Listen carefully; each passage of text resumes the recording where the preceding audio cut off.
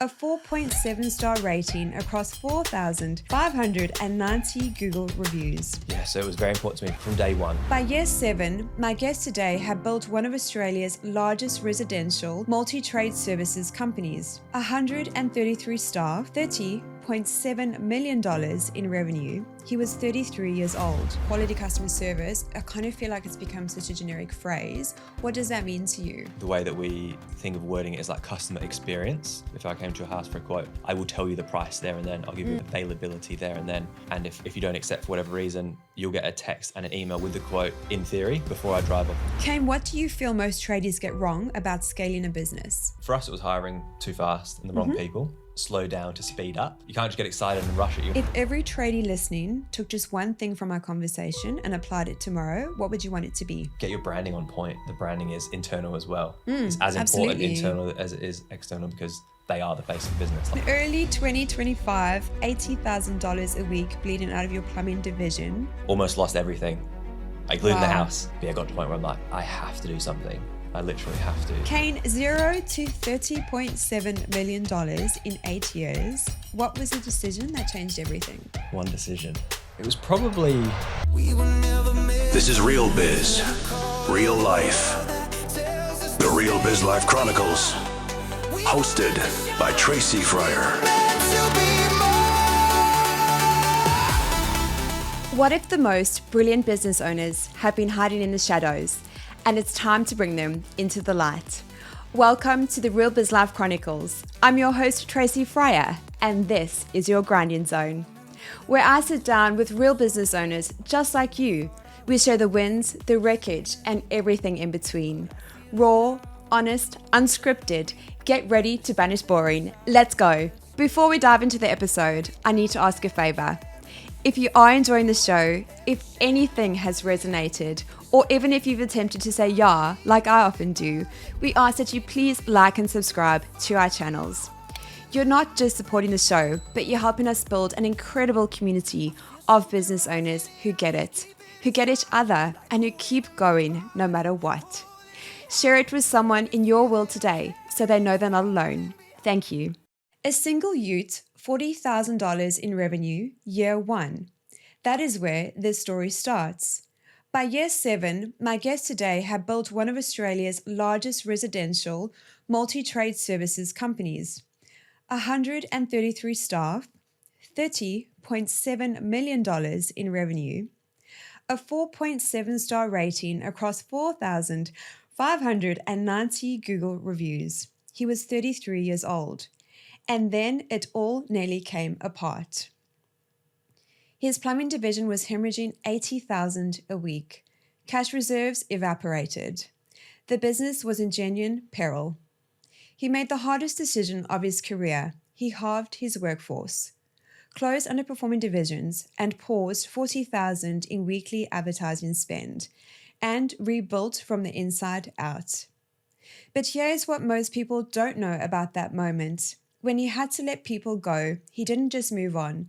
He took the time to help many of them find other roles and get back on their feet. That is not something he often talks about.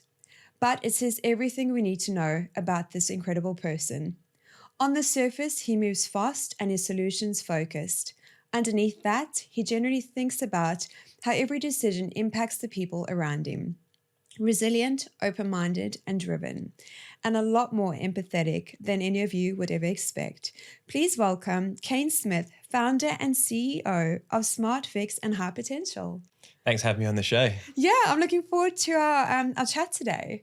Yeah, saying that was a nice introduction. Thanks for that. You're welcome. Only the truth. Now, I don't know about you, but I find the best conversations are always had over a great cup of coffee. And so the coffee for each episode of the Real Biz Life Chronicles is sponsored by no other than the legends at Cuppa Cartel. They're fueling great conversations, one cuppa at a time. They offer a full corporate cuppa experience and personalized valet service for you and your crew at the office. For more information, head to the link in the show notes below. Kane, a single ute, $40,000, year 1. What were you thinking? I don't know what I was thinking. It was a big risk. I worked for a company before. It was a typical story. I started at the back of my garage, had a small home office and a ute, and yeah, I did not have a big business plan. It was a lot of see how we go, but I loved it from the start. It was fun, very fun. Yeah, so no sort of like, I want to do X amount, like, you just kind of rolled with it? I've never been good with planning, to be honest, so I rolled with it. I rolled with it and, yeah, it snowballed pretty quickly. Yeah. Yeah. And did you find as you kind of, had those obstacles pop up, did you kind of just lean into them, or you kind of just navigated that to the best of your ability? Definitely, yeah. Definitely, I learned a lot at the start. Like branding for me from the very beginning was very important. But there's loads of obstacles, as you can imagine, when you first start. I didn't have a lot of experience in running my own business before, because obviously I hadn't. I learned a lot from the business that I worked at beforehand. There's a lot of winging it. It's definitely a lot of winging it, but no, there was no big plans. I didn't even plan on having staff, to be honest. Yeah. I just wanted to work by myself. I wanted my nice, neat uniform. I had my nice ute. I'm very OCD, so the back of my ute was like perfectly stacked. So yeah, I just found it really, really fun. I'd love to know, was there like an inner feeling, or did you just feel this sense of a calling that was the right path you were meant to follow? Yeah, so I was going to start my own business about 2 years before that, which would have, now I look back, that would have been too early. So I got an opportunity to become the manager and nominee at the big company I worked at beforehand, which was electrical and plumbing and other trades. Okay. So I spoke to mum and dad said, definitely stay, because you're going to learn a lot about the office and the administration, the things that you don't learn as a tradesperson. Like as in TAFE, and as you're working on the tools, you don't learn anything at all about how to run a business or anything. So yeah, that was very fun to me. Like I liked working. I done long hours at the start. After hours, it was me on my computer trying to work it out, making my own logo, trying to get my slogan in my website. So I love doing all that stuff. It was so fun to me. Yeah, I know I was a bit the same when I went to TAFE. Like they don't really teach you, and uni, they don't teach you the business side of things. So it's really fun, like, figuring stuff out in the beginning. Yes, it is. Yeah. I read somewhere in your notes that you thought you'd end up going into IT. How does someone go from that to building one of Australia's largest trade services companies? Yeah, so IT, I done a very short course at TAFE. I did not like it at all. Yeah. But I've always played computer games. I've always loved computers, trying to make logos and stuff. I always enjoyed that. I'm not very good at it, but I always enjoyed doing it. So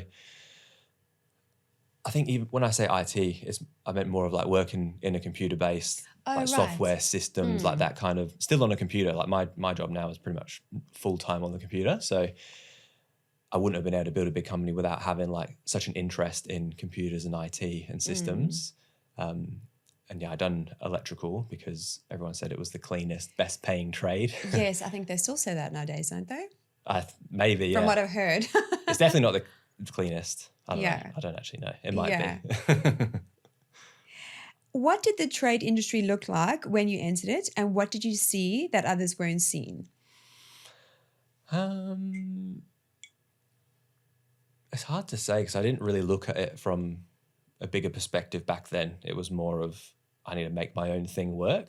But for me, from the start, customer service was always very, very important. I learned that early on, and staff retention is massive, because I do feel like it's hard to find good staff, especially in Perth. It feels like we are quite limited with the amount of people that are here for a start, let alone good tradespeople. So my first staff member was actually my brother Finn. He was an apprentice. So when I said I didn't want to take on staff, it happened very fast. So I hired him within the first year, and his best mate at the time shortly after. So I had two apprentices.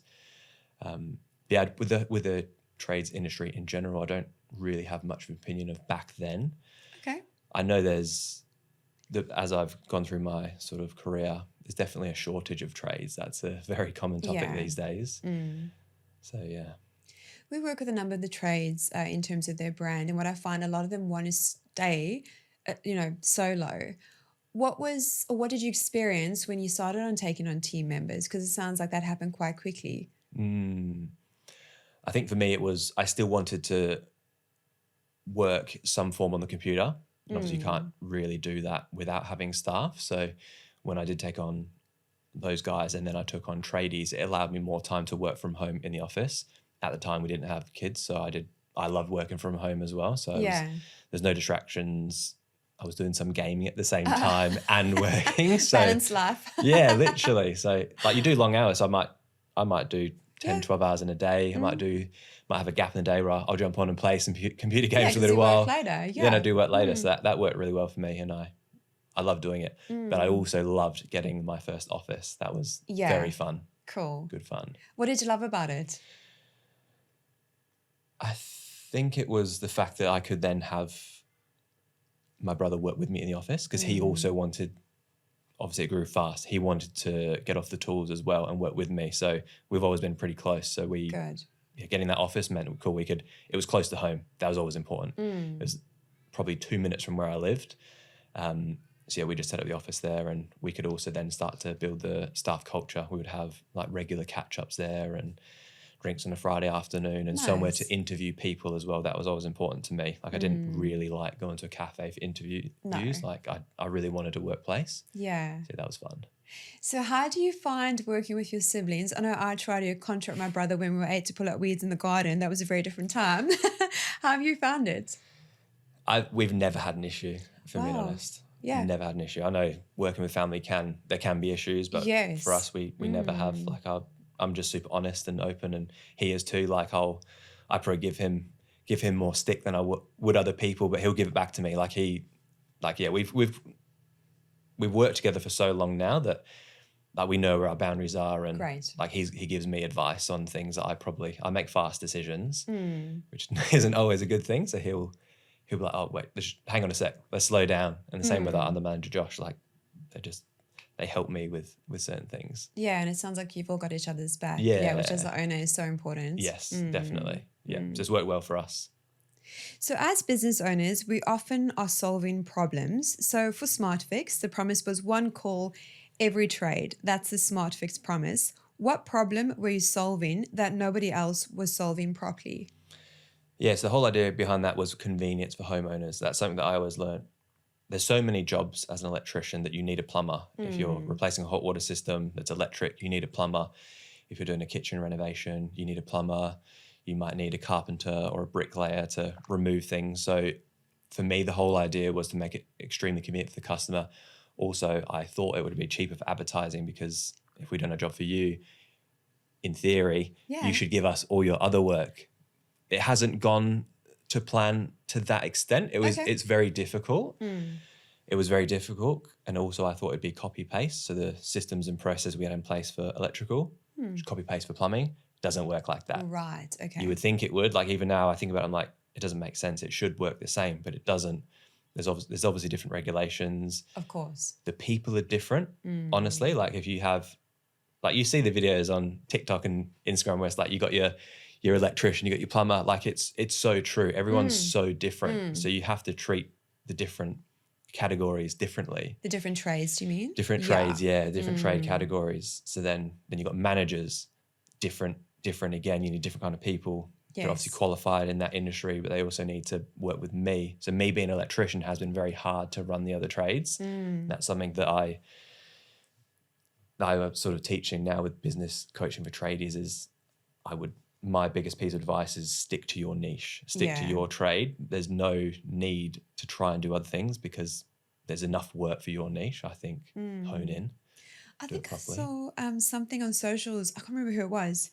It was one of the guys also in business coaching, and he was saying don't niche. And I was like, then if you don't niche, like surely you're too broad. Like you know, if you market to everyone, you're an expert to no one. So if you tell someone not to niche, like how do they find a vein to kind of go with? Like I thought that was quite interesting. It's very interesting, and you probably have an opinion with your branding experience. So for us, there's so many issues now that are occurring. Like for example, like SEO, Google My Business profile. So we've got 2 profiles, and our number 1 category is electrical. You can have subcategories, but like the algorithms don't pick it up as well, or our business name being Smartfix Multi-Trade and Services, it doesn't say Smartfix Electrical. So now we're having issues with AI overview and like ChatGPT and those other platforms they're not finding us. They're not recommending us at the top 5. But if you ask specifically, I want a business that is multi-trade, we pop up. Oh, so right. I'm like, oh no, that's probably not ideal, because the most common search term would be, I want an electrician Or I in my need a area that's plumber. good, and it won't Quite choose specific. us. Yeah, you're right. So there's Interesting. loads of sub issues that occur from it. Hey, That's a good segue into my next question. So you have a 4.7 star rating across, I'm so impressed with this number, 4,500 Google reviews. In a trade service business, that is extraordinary. How did you build that? And why should every business owner listening care about their Google reviews? yeah. So it was very important to me from day one. Yeah, it's from great. day one, I was trying to get reviews because it's very hard to get them. Even if you do a great job, customers Absolutely. they won't go out of their way to just leave you one. You have to prompt them and ask them. So to me, like it is a high amount of reviews, but for the amount of jobs that we've completed, the stats, it's not high. Like you would think it'd be high with the Right. amount of jobs that we completed, the amount of repeat customers that we get that are happy with our work, but they don't actively go and do reviews. So it's always been important for us to make sure we do a good job. Obviously, customer service, do a good job, make sure you clean up, make sure you run through the job with the customer at the end. Yeah. That's something that it sounds silly, but it's so important. It is, yeah. And clean up, make sure the customer's happy. Hey, I've done, can I borrow your vacuum? Can I borrow your vacuum to clean up? Especially with trades, yes. Yeah, most people say no. They might say, oh no, I'll do it. Are you sure? Like I've swept as best I can. If you can borrow your vacuum. I asked the second time, like, no, honestly, as long as you have that conversation, Yeah. you should be okay. Yes, yeah. You get the odd customer that then will kick off after, but Oh, yeah, most of the time you should be able to do your job good enough so the customer will go on and leave you a review. That's always been important to me. so how did you get them to actually give a review? Because again, like we've got a few tips and tricks up our sleeves that we try and, get that review from someone. We try to take the workload off them by, picking up the phone. We've got a few questions. Have you got 5? Usually they're pretty good. And then what we do is we formulate a paragraph. We use AI. We just chuck the answers into AI. Formulates a paragraph. We then send that to them on email. Hi, Bob, whatever it is. Thanks so much for your time. Here's what we discussed. Are you happy to give me the thumbs up so we can share on our socials? And then we say, if you feel called, please would you copy and paste a Google review? What tricks do you guys use? What tips should I say? So with our CRM that we use, every single job we complete, they get an automatic text message. So it is an automation, which obviously has cons as well. People do know it's an automation. Yeah. So it will say, hey, it's something short and sweet, like, hey, how did you find our services today? If you could rate us 1 out of 5, if they reply, like whatever they reply, then it prompts them to Google or Facebook. You can sort of choose what platform. For us, it has always been Google. That's one way that it does work. We do get maybe 4 or 5 a week just from doing that. Great. But also we do regular toolbox meetings with our tradies. So we ask them, we're like, you're the one doing the job. We need you to be provided a high level of customer service. Make sure you ask those questions. So we try and train them to do their job as best as possible. And then we have like a flyer, which just has like our generic information, but on the back it's got our QR codes to our Google profile listing. So Great. their job is to write their name on. So like, I'll write my name, Kane. Your technician today was Kane. They write their name and say, hey, if you don't mind leaving us not positive, if you don't mind leaving us feedback for the work we've done today, and if you can name drop me, it just helps with my performance reviews. Great. To try and like make it a bit personal in that way. Or Yeah. so that's also a good point in time for the customer to say, oh, you actually missed something, or I think you actually scratched my wall, because sometimes customers don't like bringing up things with the trader because it's awkward. But as soon as they leave, they'll call the office and say, hey, he accidentally like scratched this on the way out. Yes. So again, with our tradies, we're like, look, there's accidents happen all the time. We've got the trades to fix it. If you scratch something, like let us know. If you don't know, that's where having the conversation with the customer is so important, because they'll say, oh, you actually scratched the wall.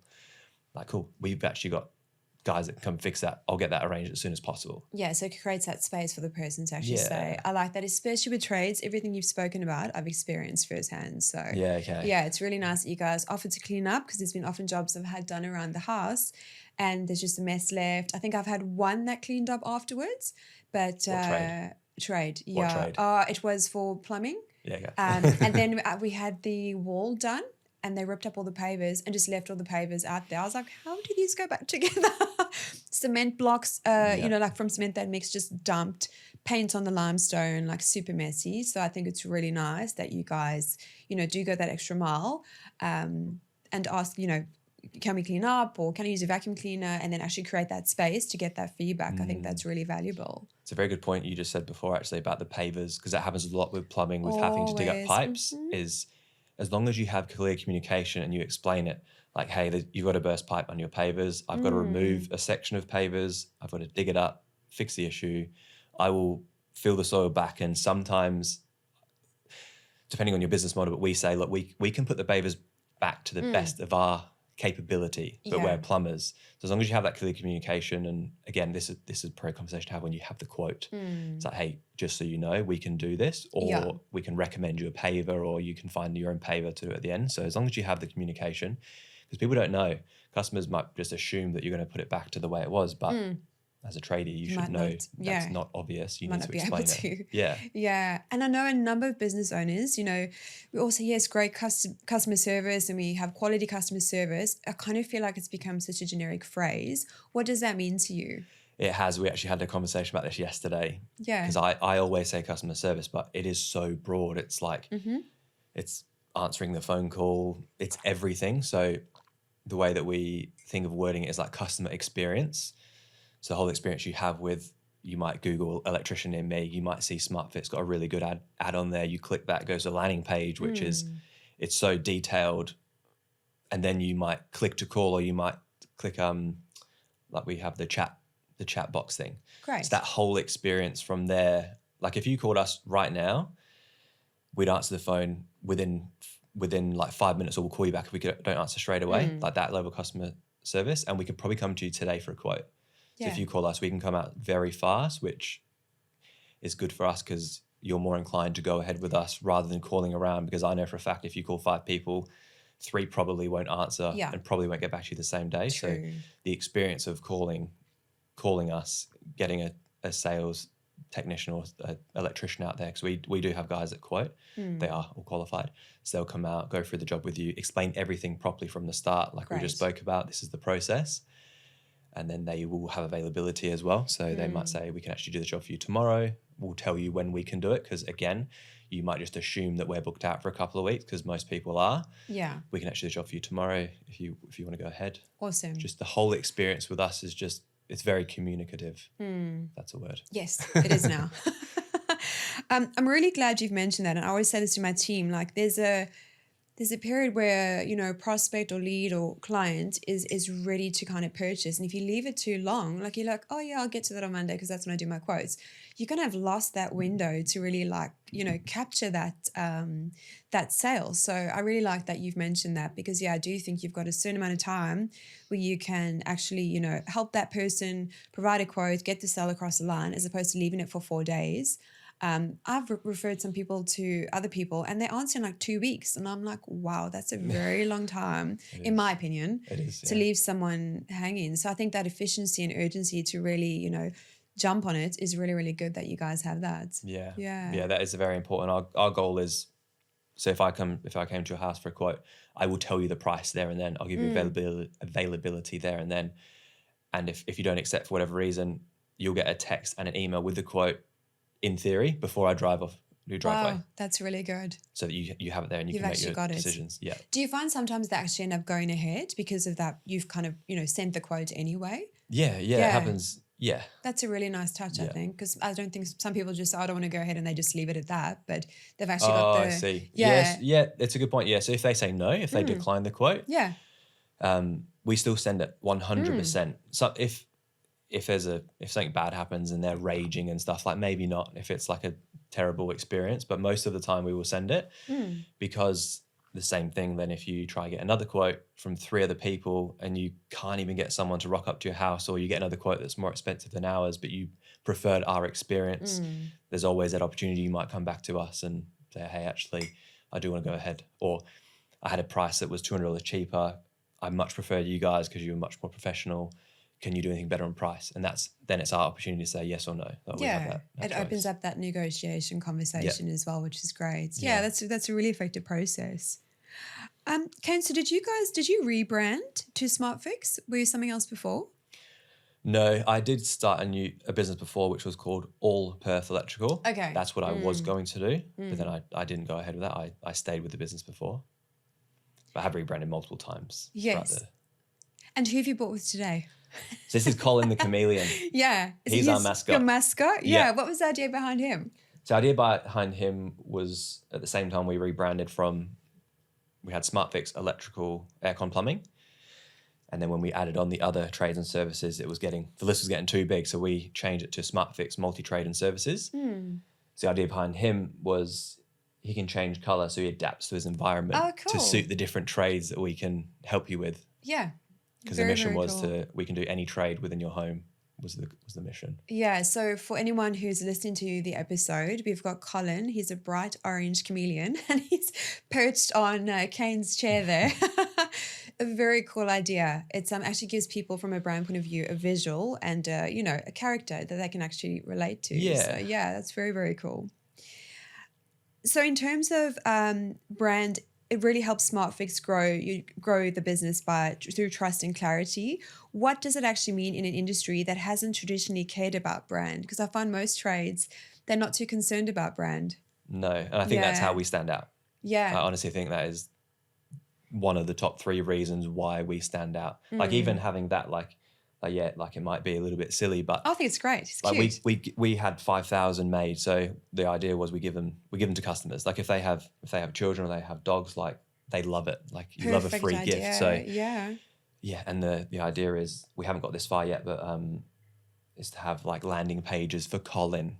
So there'll be like little kids games and there'll be like gibbets for Crocs and just more branding thing because like community based. Like our plan was to do talks at schools and things like that about trades and safety, like safety in homes. Great. What happens if like your child sees a burst pipe or a power pole that's fallen down your garden, like having like little videos of Colin running around and don't touch that, like call an electrician or call Western Power. That was the idea behind it and we'll get there. It's just everything takes time. It does. So you feel that your brand has been your USP in market? Yeah. So again, I'll say customer service, staff retention, and the branding's always been extremely important to me. And I think what you're doing with Colin is really smart because it's not just you plug in your services, you create an educational platform where there's a super cool little mascot that the kids love, so you're bringing the family in as well. Yeah. And having Colin, whether he's been, munched by the dog or carried around by a child, it's a constant branded merch that's in-house as well. And on his underbelly, has he got a QR code? Yeah, so he's got a QR code which goes to our app. Very cool. Which is close to launching. Yeah. Walk us through. What's that about? It's been a hell of a process. It's been like probably 2 years. It costs a lot of money. Good things take time and money. Yep, they do. So the idea behind that is it's like Uber for trades. Cool. So it's an app that at the start we sort of will push with our existing customers. Hey, if you download an app, it saves your service history in the app. And also you can book a trade from there. So you can just click electrician. It will have our availability in there because it syncs with our CRM, our booking system, and they can book their own trades. Great. So again, just that little bit of ease of use. Absolutely. I think especially for women who are, single, living at home, it's always quite nerve-wracking if you do need a trade because you have all these horror stories and like I said, with the cleanup and the cement blobs and all the stuff. I've tried to lay pavers. It wasn't fun and it looked terrible. But it's really nice to have that trusted app and brand that you can actually go to and be like, right, I need a plumber. I need this, I need that. So that will make that easy for people. That has reminded me as well because on that exact same point of having the trust is you'll get a picture of the person coming to your house. Good, because that's another thing. Yeah, exactly. So it will say you have Kane scheduled for your house. Here's a picture of Kane, here's a little bio. We might get to a point where there's like a review rating thing, but at the start we'll just have a little bio about me, my picture, so that it's just that gives that bit of authority, I guess, and that trust. And safety as well, because I found someone of Airtasker. Oh gosh, don't judge me. I had a limestone brick that was when they did this wall, they just knocked the whole thing out. So anyway, went on Airtasker and I found someone and without sounding judgmental, he rocked up and I was like, oh my word, am I going to get murdered? So I let him in. Luckily I've got my cameras and I literally ran inside, locked all the doors. Really? He was again, this just goes down to me being terribly, he just looked really, he looked like a bit of a druggie and again, that's just my own perception, but I was actually quite nervous and I was like, oh my word. A bit naive on my part. You've let the stranger, not into my house, but he went through the garage and I was like, he was fine. It was just, you actually think, my goodness, I've let someone into my house and I don't really know them from above. So it's really nice from a safety point of view that you do have that on their profile. So, and that sort of goes hand in hand with using bigger businesses that do have that trust and reputation. Like we have a pretty like detailed onboarding and hiring process. So like the people that we send to your house, they don't look like that because we have a strict policy uniform and our vans are neat and we have trackers. So like we have that backing there as well. So Yes. yeah, Airtasker is interesting. It was. And like I said, that was just probably, I was viewing him through my lens and he was very nice and I gave him mints and drinks and whatever else he wanted. And then he fixed the wall, which was good. But yeah, it's really nice to have that layer of safety as well. A question for you then, why did you use Airtasker as opposed to searching? It was just like one brick that the guys who did the wall had knocked out and had been lying there for like ever. So I thought, it's just a small job. I didn't really think it was, a bigger sort of trade need. And I thought, I don't want to go spend $1,000 on one brick. So I went to Airtasker, had a budget. This guy said, yeah. And like I say, he was fine, but it also dawned on me. I was like, Tracy, you don't really know this person. You kind of found him off Airtasker. I remember phoning my mom beforehand. Just by the way, I've got this guy coming to the house. He has his number in case. So I think it would be really nice, especially for women who do live alone, like to have that, or for anyone really, like having that person being qualified, screened before they actually come to their house as well. Because again, you get all these nightmare stories that happen. So Yeah. Kane, $0 to $30.7 million in 8 years. What was the decision that changed everything? One decision. Oh, you can, if there's more, please share.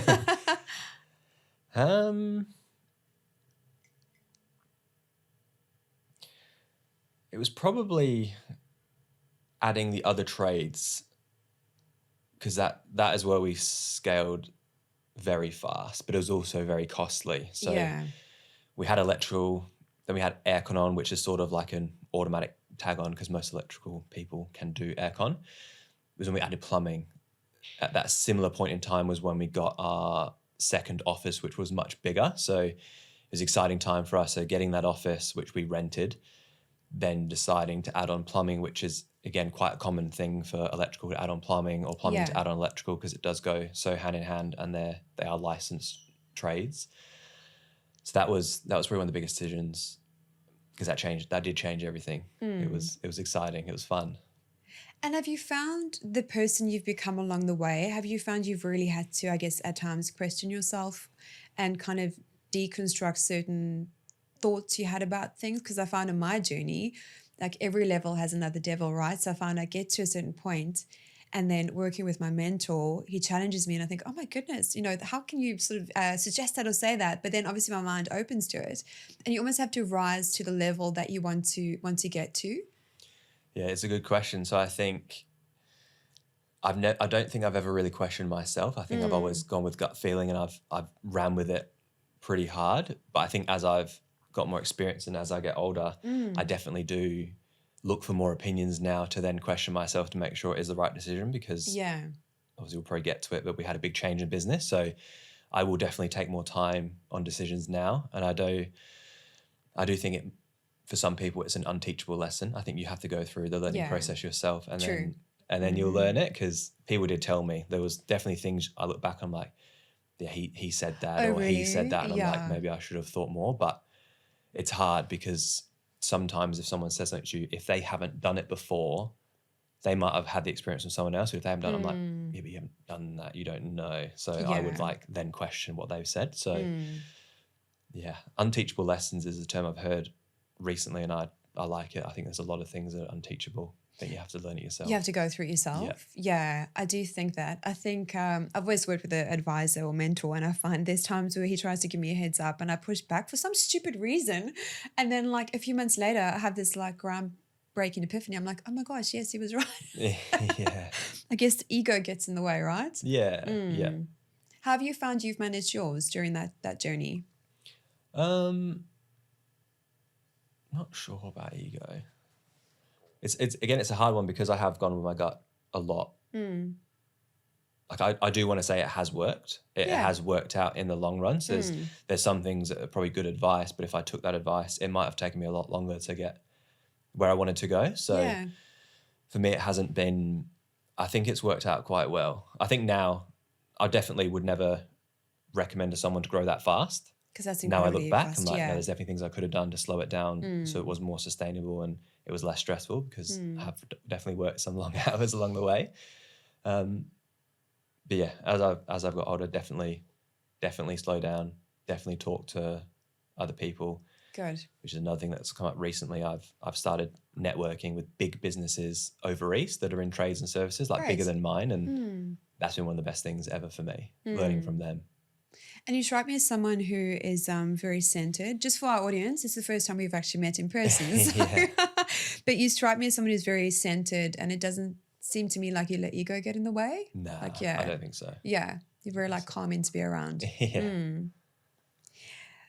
Who taught you how to grow a business that size? Was there anyone that you worked with, or did you kind of just wing it? A lot of it was winging it. Yeah. Like I do speak to my dad a lot. Like he's a project manager, a lot of corporate banking, like big things. It is different, but I do always go to him for advice. But a lot of it has been winging it, if I'm being honest. A lot of it. And I also remember reading in your pre-show notes that you said you take big risks quite regularly. What does that look like in practice, and how do you know when the risk is worth taking? So I suppose the story is one of the biggest risks I ever took was our third office. My third office that I bought. So we rented one, we bought it. I bought the second one, then we bought the third one, which was huge. Yeah. It was about $1.4 million. I had to refinance my house to get the money to pay for the deposit. So the risk for that was massive. Huge. And the office was way too big for us. But it's because at that point I knew I sort of had a vision there of growing the business. So we bought the office, we filled it to like 30% capacity. We had so much space. So that was a huge risk, huge decision that we made. Massive. And walk me through. So you refinancing your house, there's a lot on the line when you do that. How do you, I guess, again, stay so calm and grounded, or do you just kind of go with the flow? I think I got used to it as I went through the stages of like doing smaller scale risks. Yeah. I think those bigger risks didn't feel as risky as what they actually are. So again, when I talk to other people, they're like, why are you doing that? You're risking your house to buy the office. I'm like, a lot, yeah. Yeah, no, that should be fine. Like I'm confident with the way that's going. So yeah, I think a lot of it is I've always gone with my gut, but they're not even really calculated risks, to be honest, because the whole business was so risky. There was no guarantee it was going to work. No. So if that didn't work and it failed, and I could have lost the house. Right. Did you have a plan B? No. Good. Love that. No. Yeah. So it was all in or nothing. Is it Tony Robbins? Is like burn the boats and just go all in? I think so. Yeah.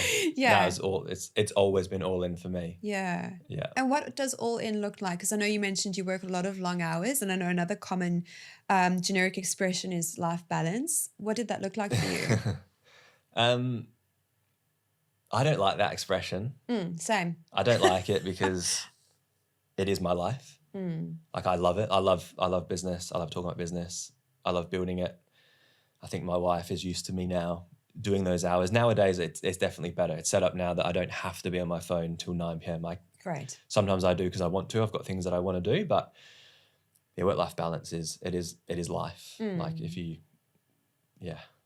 probably a controversial thing, but if you don't like work enough that you have to feel there's a balance, maybe you're in the wrong job, maybe. I tend to agree with you, or perhaps you shouldn't be in business. Like, someone said to me they were trying to organize a catch up, and I looked at my calendar and I was like, I have to move stuff around, or I can meet you on this day. It was like 2 weeks out. They're like, you're always busy. I'm like, yes, I'm building a business. Yeah, I want to be. So I think that on that note there, this comes up a lot, is saying no. Yes. And that's something that now, for me, like obviously now starting the second company and trying to start my own podcast, now I am now having to say no to things that before I would have just done everything. Yeah, I can relate to that. So yeah, that's again an unteachable lesson that just happens when it happens. I feel like when the right time is to start saying no to things that you probably would have before.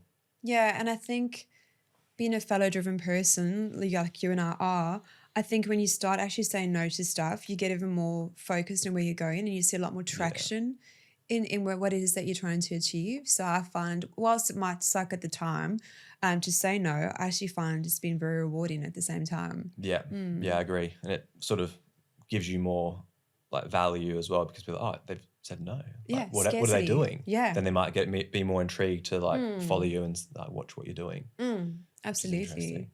That actually leads well into our next question. I do want to ask about your podcast and your new business that you've launched, Hypotential, which is a business coaching for tradies. Yeah. Yeah. So like we just spoke about before, I never I never had a business coach. I know you mentioned a couple of times about like advisor, and Yeah. I didn't even know it was a thing, to be honest. I know there was like business coaches, and I went to loads of seminars, like sales Yes. seminars, but there was never anyone that related to me specifically with what I was doing.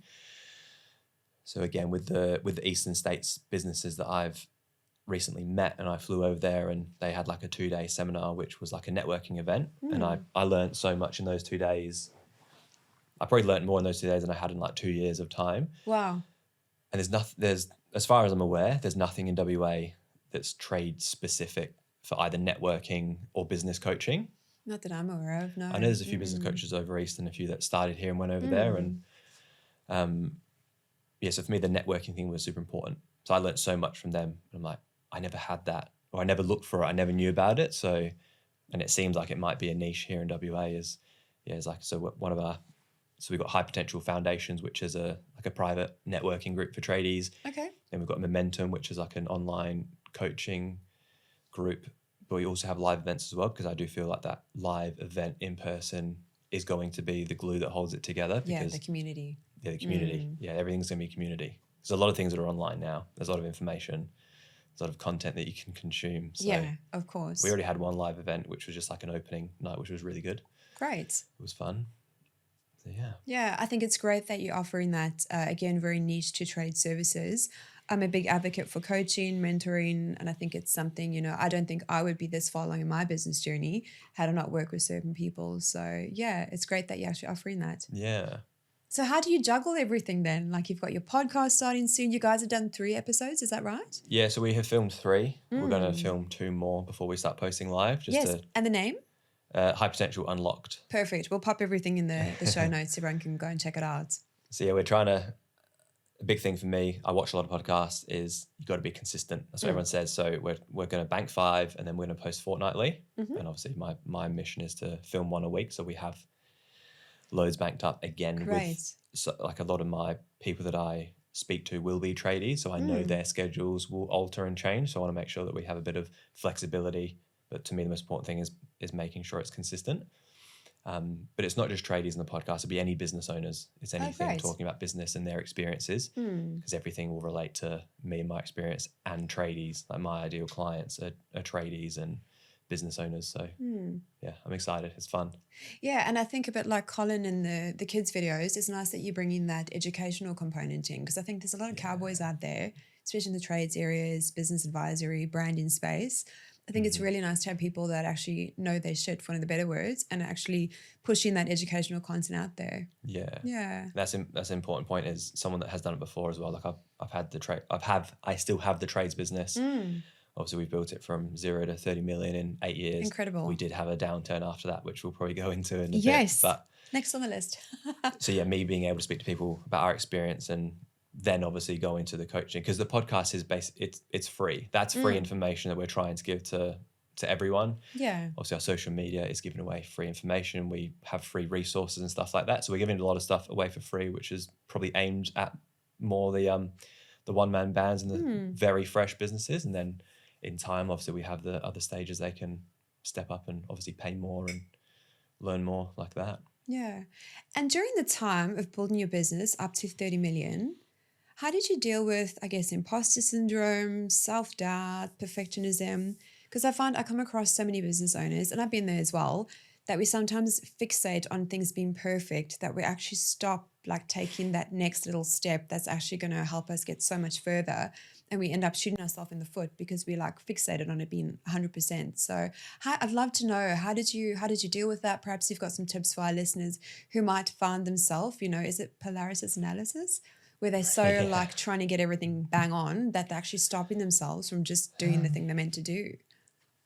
I don't have the answers to the question, because that's okay. I appreciate the honesty. because I'm massive for the 1%ers. I'm huge for it. I'm very OCD. I love everything being perfect. Okay. But I also would do things quickly, because I know, like for example, I've just started doing my own social media.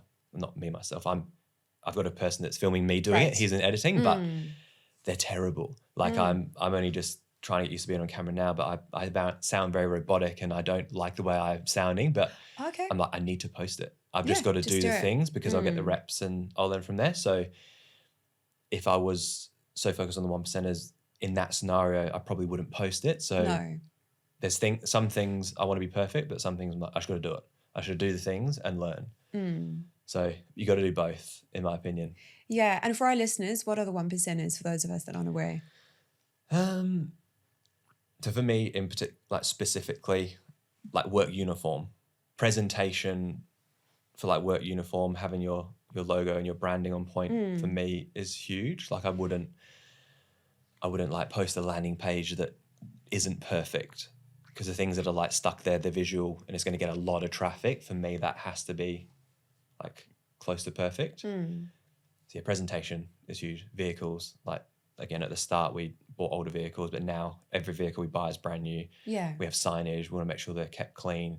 If the guys accidentally damage it, we want to fix it straight away, because again, that presentation just is everything to me. Yeah, absolutely. And I think it's funny, I have the same philosophy like every day. I'm like, if I can just be 1% better, today than I was yesterday. The compounding that's effect. Yeah. Oh my gosh. And then suddenly, like, you look back, I mean, we'll be 6 in July, and you look back and it's like, wow, all this amazing stuff has happened, because I'm a recovering perfectionist and I used to get very fixated on things. But now I'm like, if I can just do it 1%, and I think, we were speaking before the show about when I first started the Real Biz Life Chronicles. I started online, I had a sweaty face, I forgot, per person's business. But it's like, just start, right? It doesn't have to be perfect, as long as you just put in stuff out there. Of course, be sensible in what you're doing, but just do it. And you can, as long as you, improving 1% every single day over a year, that's a lot that compounds, right? So I'm really glad that you brought that up. I think you learn a lot from that. Like, so for example, we filmed 3 podcasts. The one I actually watched I rewatched one today,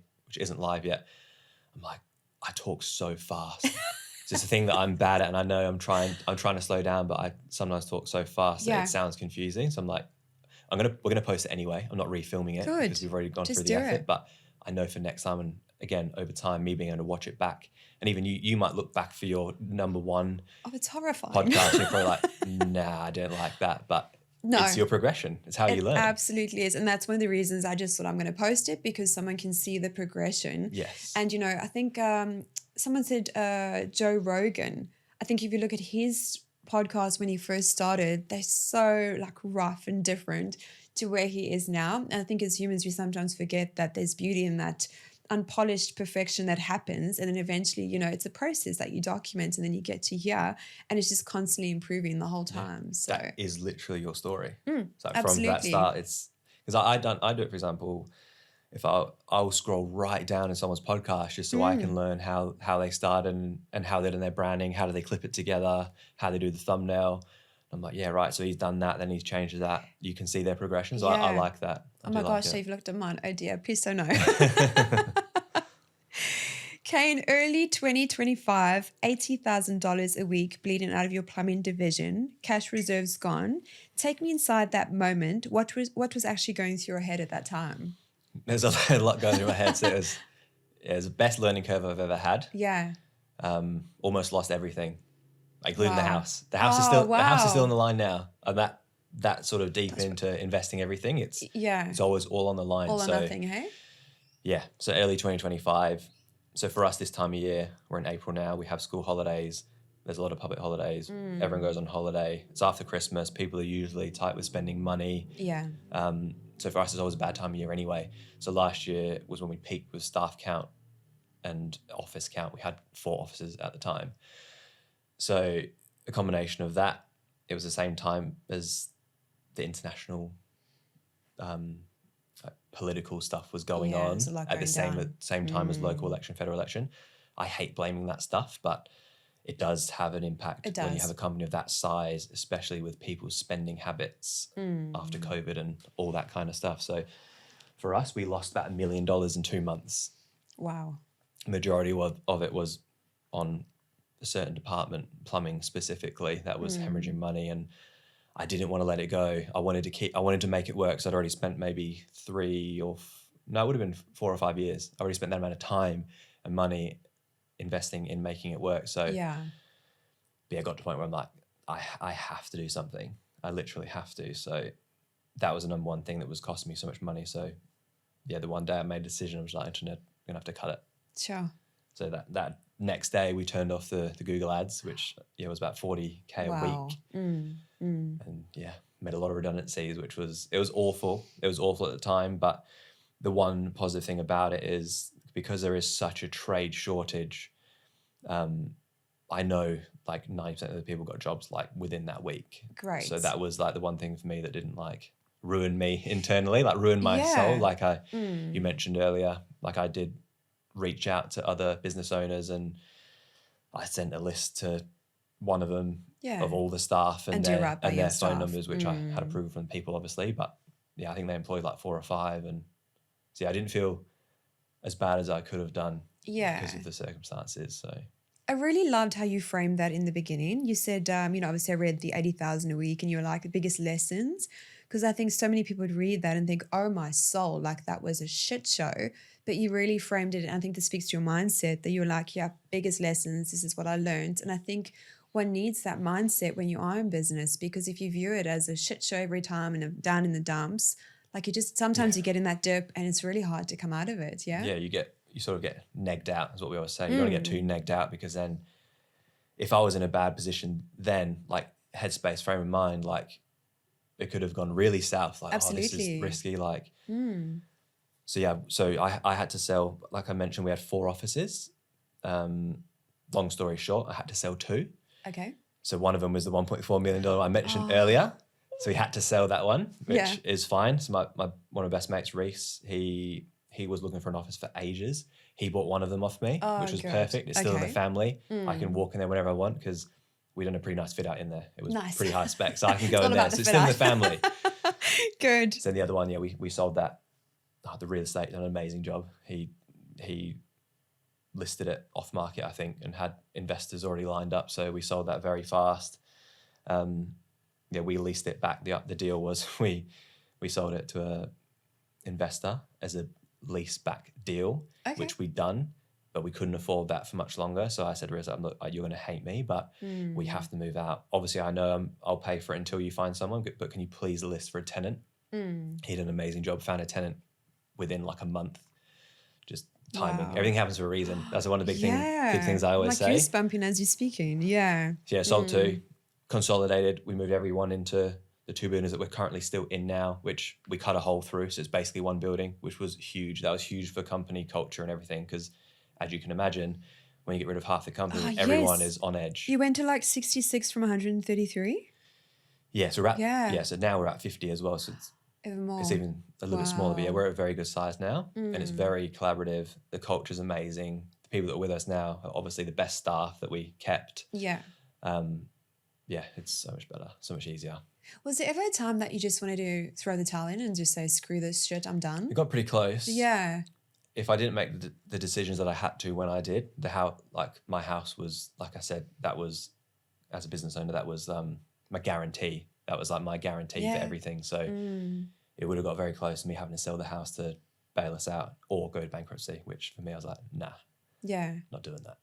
Absolutely. So, it's a lot on the line. Yeah. So those decisions were very hard, but they had to be made to keep everyone else employed and to keep the business alive. So it was hard, but it was a very good lesson to me. Like, I wasted a lot of money. That's another thing as well. It's probably another story, but I had some nice cars for office staff. So there's loads of things that I look back and like, that's mental. I shouldn't have done those really? things. Yeah. So like the materialistic side, do you mean? Yeah, because I can imagine with that kind of revenue, you just like, you get money thrown at you. Like, you can get loans for this. You can get $500,000 credit card. Yes, I've heard about this. Yeah, you get your black Amex or whatever it is, the platinum or I don't know. We had one of them. Yeah. Oh, did you guys? Wow. Yeah. So you obviously scaled that all back? Yeah. Yeah. Yeah. So now it's, So I've had the material, I sort of like, again, unteachable lesson. This came up on someone else's podcast. Like, I think, I can't remember who it was, they're talking about, like, I want a Lamborghini. I want that one thing. There's nothing you can say to that person that's going to say, oh, don't worry about materialistic things. Like, it's not as good as what it seems, So for me, like, I love cars. I had a BMW XM, which costs a lot of money. They're beautiful. But I loved it. It wasn't just, obviously part of it would have been a materialistic thing, but part of it was I love cars. So I had that car, it was amazing. But when I sold it, like I didn't really care. I was like, this is the decision that has cost me like $1,200 a week in repayments. Yeah. Like, I don't care.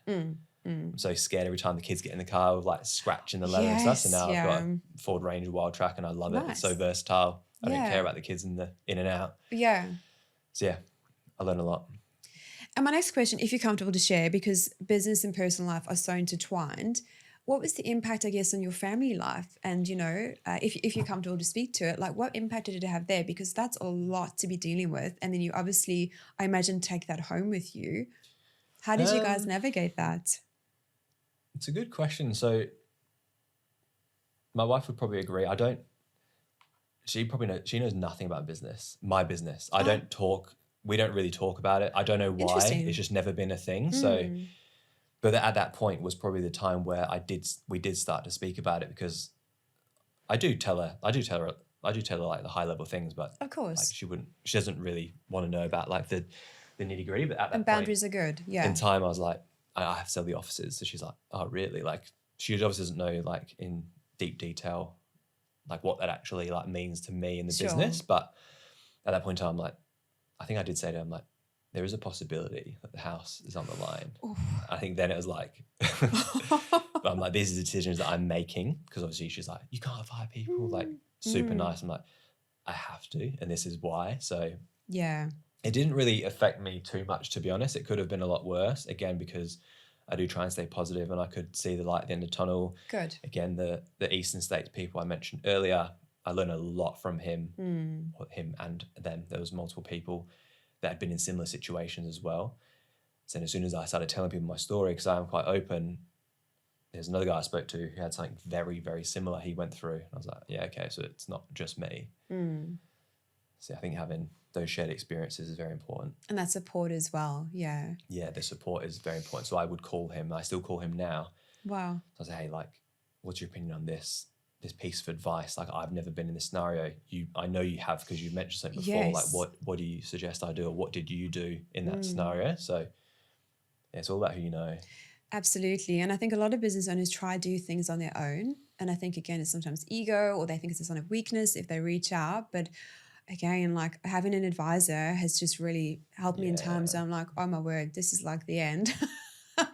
And then he's like, Trace, just breathe, like just one. I think something really great that he said to me is one step at a time. Like, what's the next thing I have to do to get, don't try to do 59 steps at once that Tracy tries to do. Just what's the next step? And then when you've done that, like assess what's the next step thereafter. And it's really been so helpful. Yeah, definitely. Yeah. Yeah. I've lost my spot in my questions. I'm enjoying our conversation so much. I was just going to say before when you said you do everything yourself, which I, again, was heavily the same thing. I would do everything myself and wing it. But that's why I do feel like my new business, which is business coaching for tradies, is going to be so successful, because I can help so many people.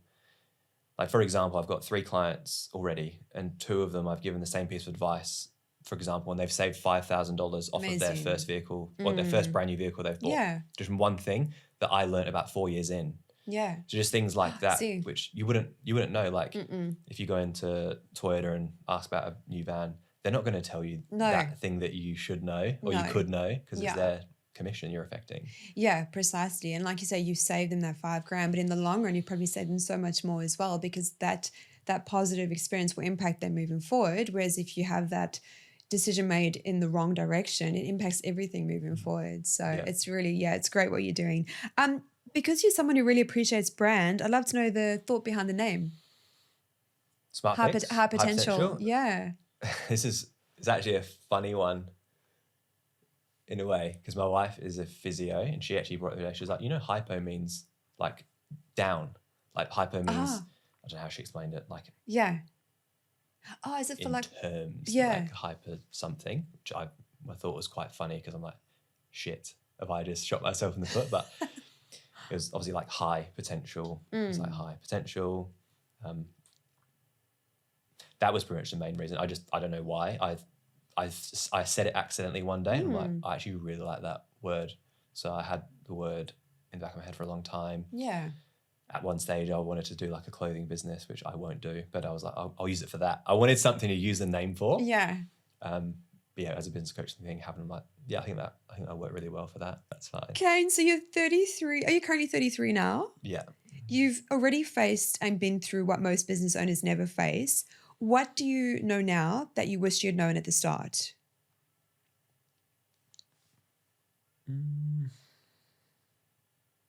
I think asking for help. I think having a network of people around you that have done it before, or like an advisor, family, friends that have done it before. Yeah. Or that are ahead of you is probably an important part to that, actually. So that they've actually done what you've done. So yeah, networking. It can feel cringy. I did do it early days on a group that was sort of like not just trades, but for me, I met people. Like, for example, I met a finance broker through there. I met a website person that done my website. So you can learn from that, but it's more about for me now, I look back and like, you need to speak to someone that's done what you're trying to do exactly and pick their brains, because people are willing to help. I always just assume that people aren't going to want to tell me what they've done before, but they are. They're quite open. Yeah. If they've got a heart to serve, they're very open to help each other, which is good. I just always assumed that no one would want to give their secrets or help, but yeah, they do. Do you guys do much in the online space in terms of networking? What do you mean by that? So like, do you use LinkedIn in any capacity, or Instagram or Facebook, or is that more for like client lead gen? I've just started doing it now, like probably a month ago. So it's new to me. Yeah. Learning a lot. It's great. Get on it. It's really good. The reason I say is because when I first started Design Studio Perth, I think I belonged to like 7 different networking groups, because in my mind, that was sort of the only way you can kind of get out there. And don't get me wrong, that laid a great foundation, for DSP. But I found the last year we've moved more to online lead gen, and it's just, businesses and not all right. So I still do a bit of the networking, but it's mostly the online space, and it just opens up that entire reach, which is really great. So I've connected with people I never ever thought I'd ever meet. So it's like really powerful. Paid marketing as well? No, just lead gen. We don't do much paid. It's more just organic online, and just reaching out to people that you obviously you look at their profile and see if they might be a good fit for the pod or DSP, and it's really having great impacts, which is good. Yeah, so that is sort of why I want to do the podcast as well.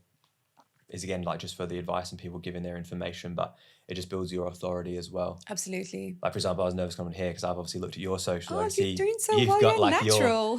like all these connections, and you got your podcast, and like it's because you've got the authority, because you've been doing it for time. And so for me, it's super awkward being on camera, but you have to.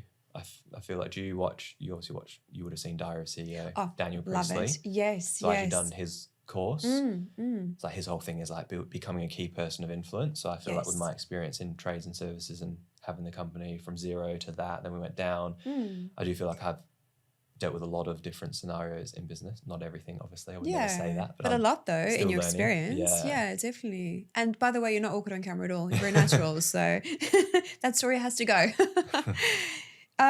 Kane, Smartfix is your biggest achievement. But if it all disappeared tomorrow, Hypotential aside, who are you without it? I don't know, because this obviously came up when we had the issue and we downsized. What would I do? Yeah. Because obviously it's quite confronting. There was thoughts that like, what if we did have to go into liquidation and make the company disappear? But I tried to not think too much into it. Obviously, I was trying to think about a plan if that happened, like what could we do? But I don't know. It's a good Clothing question. brand? Nah, it's too hard. It's too hard. I don't have the experience. I think because I never want to do anything again that I don't have experience in. Right. Like other trades, because it's too hard. I don't understand it. Like, we had a meeting yesterday about SEO, and I don't want to understand it. It's too confusing. So that's where we will hire someone to do those certain things. So for me, it's like, I just want to do what I know I can do. Yes. It's like the business coaching for me. I've never coached anyone. I suppose I have with staff. That's probably a bad way of saying it. I've never done anything like they're paying me to coach them, but I've already done it, and it is coming to me like very fast. And it probably is because I've had so much experience with hiring and onboarding and training with my own staff. It probably does like work in that same aspect. Yeah. I think something I've always something I've learned through my podcast is that with SEO, like with the sales pyramid, you're targeting that top percentage, right? So they've got an immediate pain point. So with SEO, they go to Google, I need, branding, plumbing, whatever it is. And it's very like pain point driven. So it's not value driven. So what I found is that with your brand, when you've got your podcast going, you actually get a more value sell. So when the person's are you familiar with the pyramid? Like it's got the person, like the top 10%, they've got What's immediate. It's pyramid? like we call it the prospecting Like a priority. funnel. It's like a funnel. So the person sits at the top of the funnel. So they've got an immediate pain point. Like yesterday, they needed their toilet fixed or whatever. And then there's like 60% that they don't even know about you. Yeah. But then as they move up this pyramid, so like through your podcast, through your brand, through Colin, I see you, it becomes a value decision, so that when they are at the top of that pyramid, when it comes to them having their toilets exploded or whatever, God forbid, touch wood, that we are at the forefront of their mind because you showcase value through your podcast, through your brand, through your social media. You've gotten brave, you've done camera. So Colin's been munched by your dog. Like it's constantly at the forefront of their mind, so that when they do move up, it's not like, it's not a price driven decision. It's value, because I know when I work with Smartfix, Design Studio Perth, whatever the case may be, I've seen all this content that they put out there, and I realize that they're the experts. They add value. They know what they're doing. They're not going to leave their cement blobs on my paving. So it really just like helps with that entire process. So if I could encourage you, embrace your podcast, because I think you're going to get so much more return in terms of that over SEO. SEO people don't hate me for saying that. Well, again, like you mentioned earlier, like you got to do everything. So like we are doing SEO. Pretty much. We're heavy. We're still heavy on paid Google ads. Yes. Our mission is to try and bring that down, but we need to do other things. So like SEO, and the whole not all. podcast thing is, and not all. I like that. Another, I suppose, important thing is we brought on a social media manager for Smartfix. It would have been approximately 6 months ago. Okay. It's so hard to measure the value that brings in, but for me, for branding, and I think for staff and culture, like what he's doing, Riley, like it's amazing, because the videos he's going out and getting like real videos. He done a day the other day where he was in the van with a tradie doing like a day in the life. Oh, good, nice. It's just, again, it builds the branding, because if someone like, I don't know, hears us on the radio, we don't do radio anymore, but hear us on the radio, that's subliminal, then they might see a Colin somewhere and think, what the heck is that? And then they might search electrician near me, and then they might see Colin, I've seen that before. I've actually heard of Smartfix. The repetition. They might click on it, look at social media. Oh, they're actually active. That's important. You got to be clearly active, because how annoying is it when you call and they don't answer the phone? Yeah. This is actually a person still in business. So there's so many different things for us now that is, and not what was that? And not or. Yeah, so my advisor always says businesses and not or. And I was like, oh, so true. But I get that same question with branding, like how can you actually quantify what the return is? But like this Google Analytics, we use Go High Level, it plugs into everything. You can actually see the traffic that's going to the post as well. So there are certain ways you can see where you're getting more traction. But again, it's content in market that gives you that exposure. If you think of Coke, right? I mean, they're everywhere, and we don't realize when we're being advertised to. So like you just said, someone might see a reel, they might see the podcast, they might see, you on our podcast. It's that constant repetition of just having content in market all the time. Yeah, and I think having the data, like you just mentioned about high level, which we're using, we're using it now for Hypotential. Good.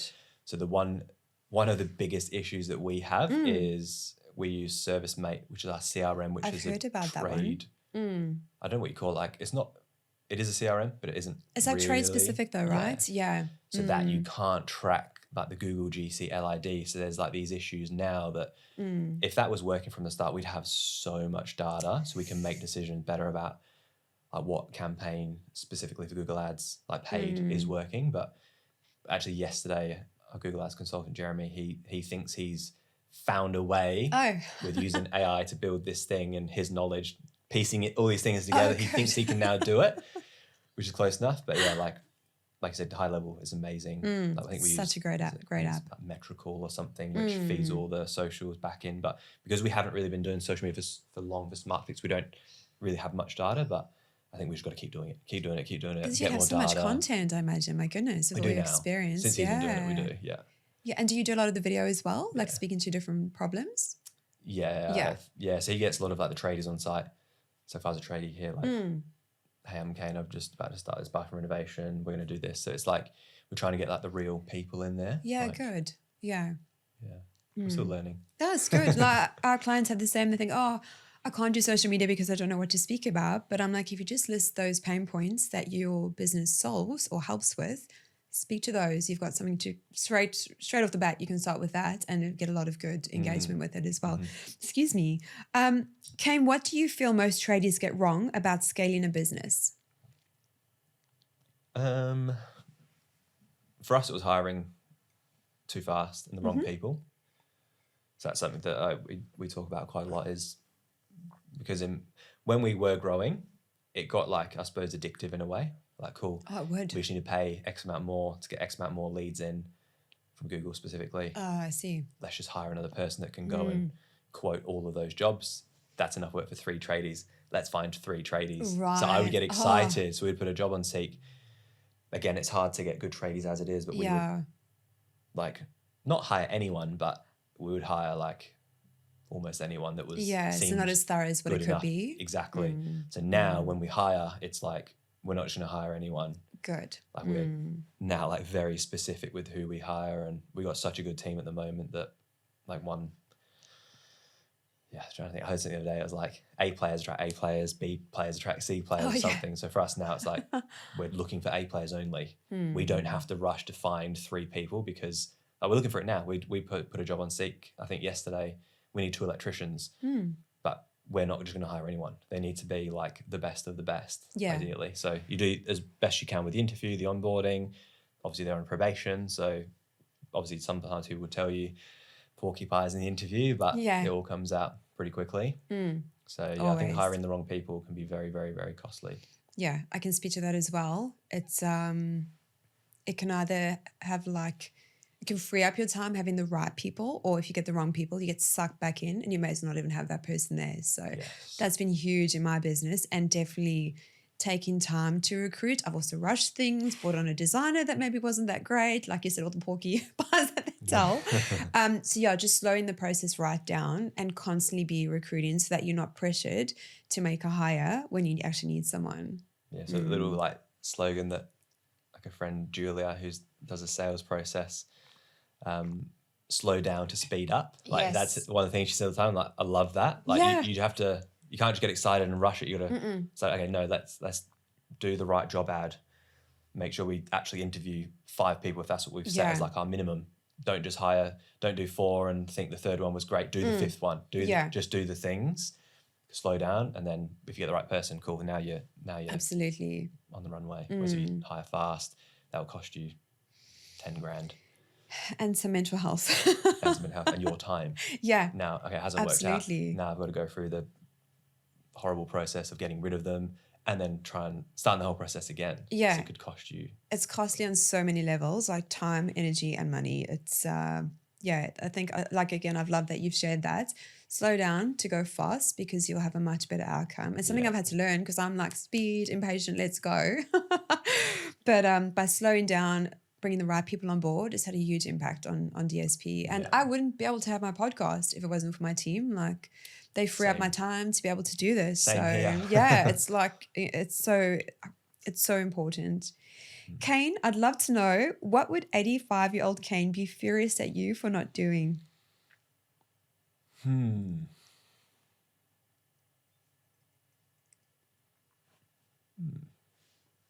know. I thought. Like I said earlier, I don't plan. I'm not very good at planning. So, what would I say? I think the only thing that comes to mind would be like giving up. So what's the question again? So what would 85-year-old Kane be furious at you for not doing? Okay. So you're 85 years old, and you're. So I think that furious if I didn't go full steam ahead with the new business model, but the new business. But I'm still, because I know people who see this will think that I'm like caring less about Smartfix, which is completely untrue. Like I don't have to be involved in day-to-day operations. I am now because I want to be, and I have enough time that I can spend enough time in Smartfix, but also I do the podcast. Like, for example, our podcast, we're filming every Thursday. It's like an hour and a half. Yeah. Like, that's not the end of the world for me. There's 38 hours, work hours in the week, like Yeah, it won't it's affect hour me. and a half. Yeah. And even the business coaching, like it's one to many. It's after hours once a week. So for me, that's fine. I used to play sport, which was twice a week. So I'm trying to compare it. I'm like, okay, well, I don't do sport anymore. I do gym in the morning, which is before the kids are awake. So it's not going to affect my family so you're time. very shuffled. So it's once a week. So yeah, it's like shuffling it around. Yeah. Kane, if your children could see one decision you've made this year, or every decision, the hard ones, the ones that cost you sleep, the ones that you're most proud of, what would you want them to understand about why you made them? Perhaps you can choose one if you want to share. I think it'd probably come down to that where I had to let a heap of people go. I think it's about caring about the people. Something that's already come up multiple times with my coaching and speaking in the podcast is I find it really weird if someone leaves a business and their employer like absolutely shreds them. Yeah. They just burn all their bridges. To me, that is like absolutely insane. Like Perth is so small. So for me, it's always about keeping the relationships as good as possible, as good as you can. Like, for example, we have guys, like our manager now, like Josh, he worked with us, I think, for 2 years. He left to do his own thing. And I somehow managed to convince him to come back to become the manager. So like just keeping those relationships as good as possible is so important in Perth. Like you don't know what they're going to do. Yeah, like absolutely. That might be the best contact for you in a few years' time, depending on what they do. And again, like it's like I always say this, it's all about the people. So keeping relationships, just helping people, caring about people. It's not just me trying to make a shitload of money and don't care about anyone else. Like being genuine. We always pay our staff, like I'd say the highest in Perth for sure. And I think they all appreciate that. I hope. Yeah, of course. Yeah. And like I'm not saying it in a way that it's me doing that. It's no, they earn that, and it's absolutely fair. Like I'm not trying to make.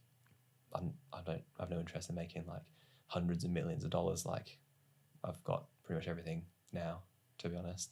Yeah, and at such a young age as well. Are you proud?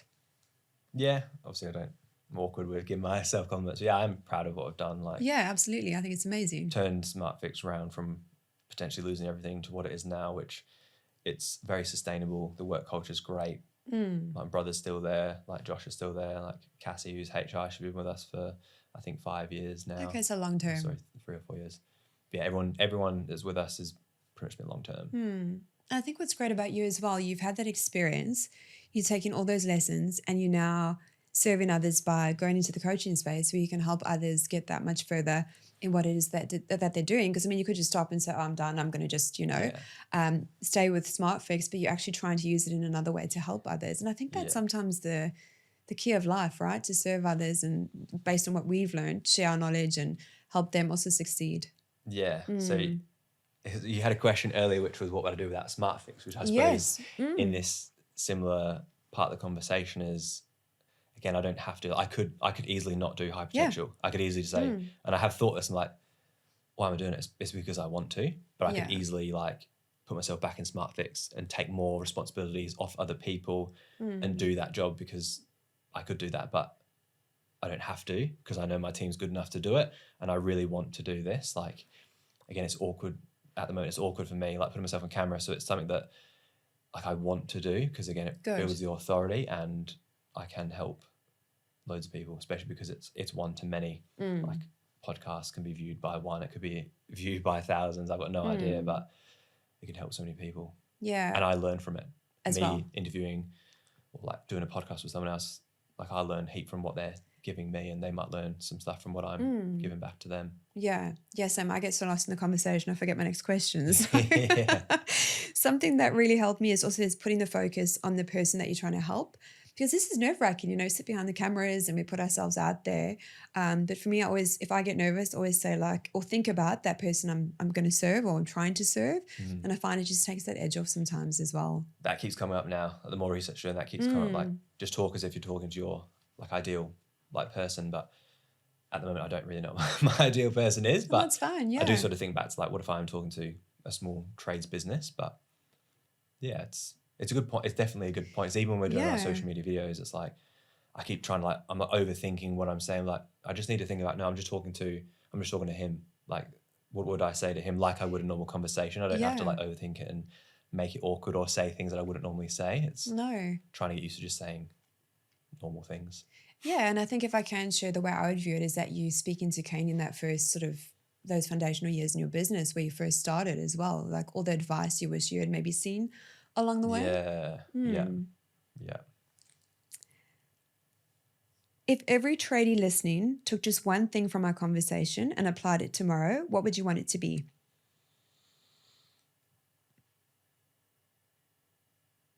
I would say get your branding on point. Oh, love that.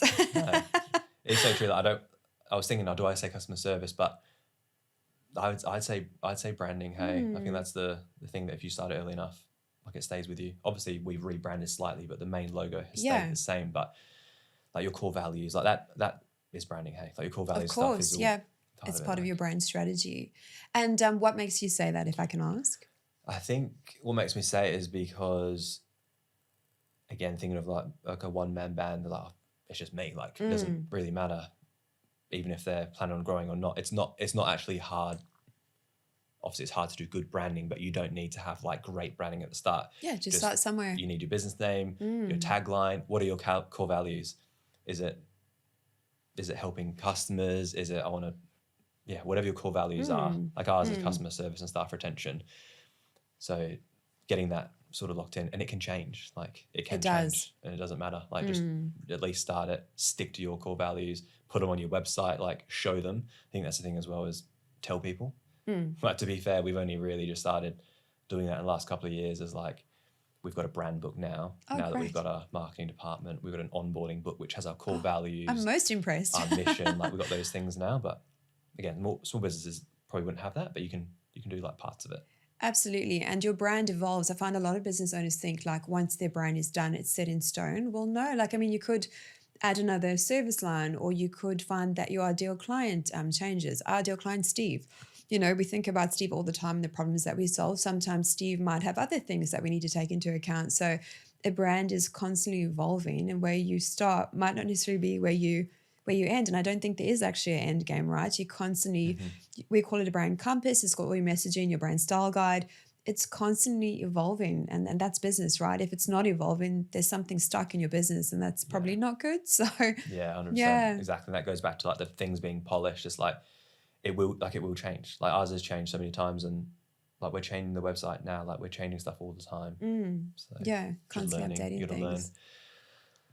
Absolutely. Kane, for the tradies listening who want to scale their business, how do they find Hypotential and work with you? Or if we need a trade for that matter, through Smartfix?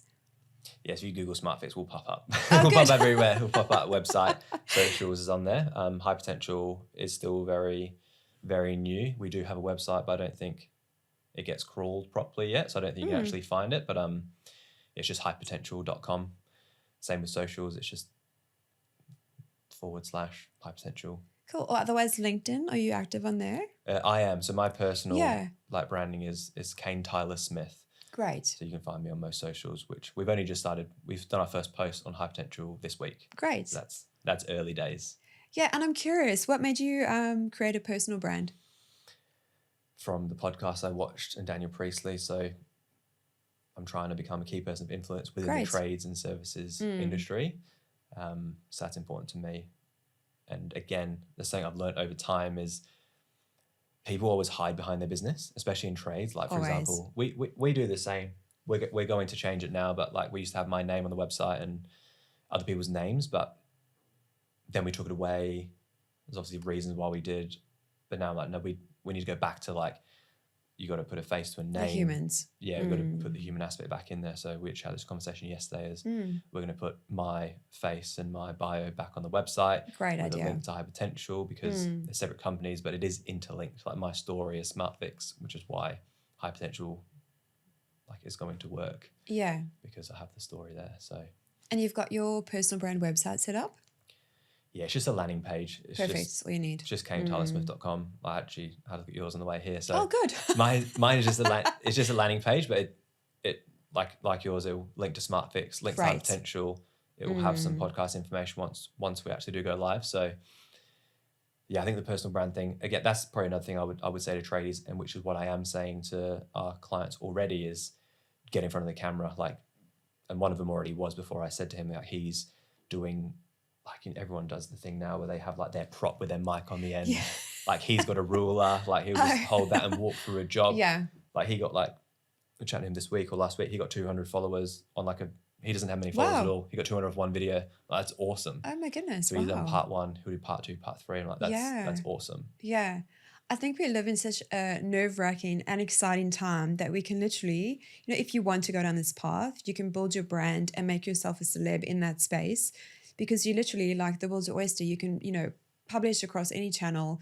You've got any opportunity to get out there. You're not really reliant on like an agency or a PR agency to actually put you out there.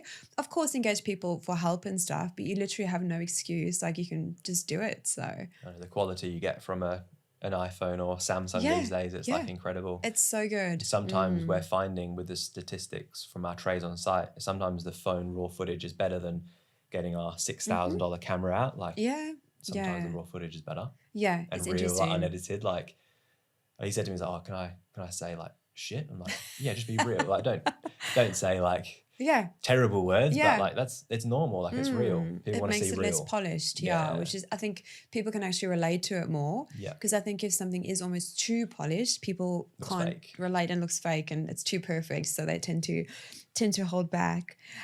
Kane, what are the things we should have spoken about on the show, but we haven't quite got there? We've covered a lot. I'm very impressed. And brand. I'm so happy. The branding's amazing.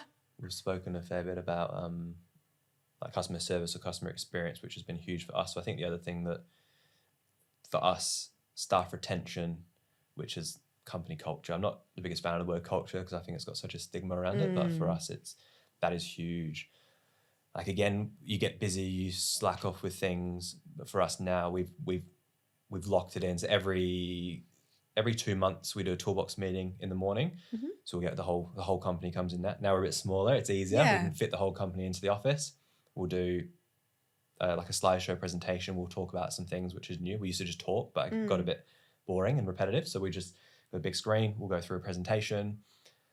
The last time we done it, I actually showed everyone our P&L for the last 8 years. Right. Because I felt like people were a bit unsure what was happening. We let a couple of people go. I'm like, no, we're good. Like you don't need to worry about your job. If you're good at your job, which everyone here is great, that's why you are still here. Like we've got a solid team. This is how much money we've either lost or made on each year. Like last year we lost like 2.2 million. Wow. This year we're up 1. Like we're great. We're in a very good position now. So I want to tell everyone the information because that people have no idea. Yeah. Oh, he's making like loads of money, like all those things. So I was trying to try and be as clear as possible that it's not actually that easy. You're not making millions of dollars as a business owner. Like it's goes into it. Yeah, I'm probably in more debt than most people in there. Like business debt, good debt. Good debt. Yeah, that's the thing I've heard. So explaining that. So yeah, staff retention, explaining things to your team. We do every 3 months. We do a sundowner again at the office. We used to go and do events in other places, which was very, very costly. So now with the office, we've got experience in fitting out offices. Good. We've got so much experience. Yeah. So we've set it up now so that we've got bifold doors, open bifold doors, we've got an outdoor area. So we've got enough room to have the sundowners at the office. We spend a lot of money at wholesalers. They sort of pay back and they'll sponsor event, which means they'll pay for like the food and drinks. Cool. They come along, they sometimes will do a talk. So we're sort of like learning all these little things that you never know. I didn't know I'd get money from wholesalers. Like what the heck? Yeah, that's great. They're keen to put in. It's like for them, they have budgets for like community, like give back kind of things. So yeah, keeping the staff happy is important. Yeah. And it sounds to me like from your journey, you've always been very flexible and open to new ideas. Because another thing I noticed with some business owners, they kind of have their service offering or their product, and that's literally all they focus on without sort of, taking on other sort of ideas, or do you know what I mean? Like it seems like you've always been quite open to that. Yeah, definitely. So like, obviously I said before that I do think that niching in is very important, but even within that, like for example, like this Colin. Was an idea, the app was an idea. Yeah. We've got Aisha, who's our brand marketing manager.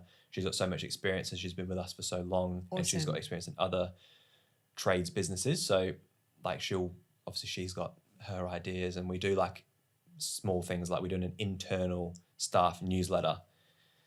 which is like they put that together. Like it's amazing. Like the staff appreciate that so much. We do name drops for like good work or people's birthdays, like little things like that. I would think it doesn't mean that much, but it does to some people. That was something I was going to say. So like onboarding. So like I think I was watching a podcast before. You had someone in that was branding as well, and you were talking about onboarding. And I was like, I wonder if I should bring in a bag because, again, staff's so important. Like, again, this is little. I don't know what effect it has on people. But we have like a backpack, a branded backpack. Cool. You should have bought it. Yeah. In the backpack, we got Colin. We got a branded. It's a cheap drink bottle. Yeah. They get a little multi-tool pocket knife, which is branded. Nice. So like they get their own branded stuff, which is like, it's like black, but it's got the etched in. So it's like a Very silver. cool. So it's like not like a limited edition, but it sort of is special. like staff only. Then at their first year, they get a Smartfix 1 year engraved Camelback, I think it is, a Camelback drink bottle. Cool. Then 3 years, they get like a Leatherman, which is a good brand of pocket multi-tool. And then, so yeah, we always have we try and put things in place because they do actually mean a lot to people. Like certificates, we give certificates for people's like 1 year and 3 year. So yeah, it's all about the people. And I think it ties back in that your brand actually gives that experience to your clients, but then to your team members as well. So it works, there's two sides to it. Yeah, that's what we're getting at. The branding is internal as well. It's as important internal as it is external because they are the face of the business. Like I don't go and see a client. It's a trader that goes out there, so he needs to represent everything that we stand for. Yeah, I love the team newsletter idea. That's great. I can't even get some of my clients to send one newsletter to their client base. So the fact that you guys have one internally, that's good. Yeah, we do internal. Really good. Obviously, for Hypotential, we have our newsletter now. Yeah, Kane, so much to do. Thank you so much for your time today. I'm so glad that Glenn connected us. It's been great having you on the show, and thank you for everything that you've shared. And I think it's very, very admirable that you now, embracing the coaching side of things and helping people in the trade space, because I think all business owners need guidance in some way, shape or form. So thank you so much for your time today. Thank you. Thanks for having me on. It was great to chat. Yeah, and thanks for bringing Colin as well. Yeah, you can keep him. He's a present. Yes, fabulous. You can sit with my cup of cocktail. Thank you so much.